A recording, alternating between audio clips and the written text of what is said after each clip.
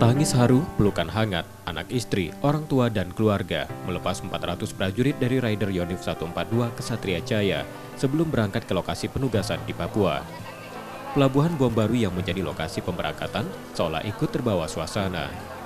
Pelepasan prajurit dari Korem Garuda Putih Jambi ini ke medan tugas dilakukan langsung Pangdam 2 Sriwijaya dan Rem dan pejabat utama lainnya di Kodam Sriwijaya.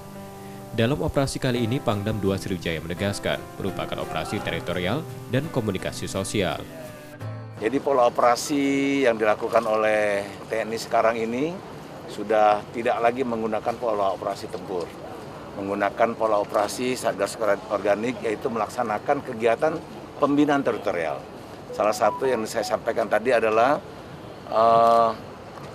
mereka melaksanakan komunikasi sosial untuk mendorong, menggugah, mempengaruhi, membangkitkan mungkin masih yang kurang sependapat dengan Papua ikut bergabung dengan Papua, bersama-sama membangun Papua.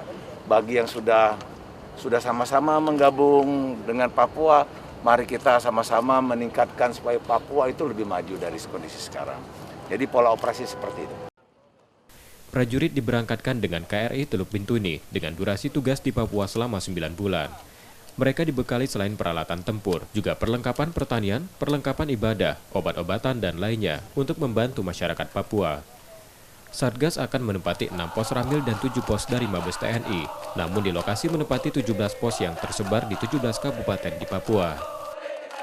Tim Liputan, Kompas TV, Palembang, Sumatera Selatan.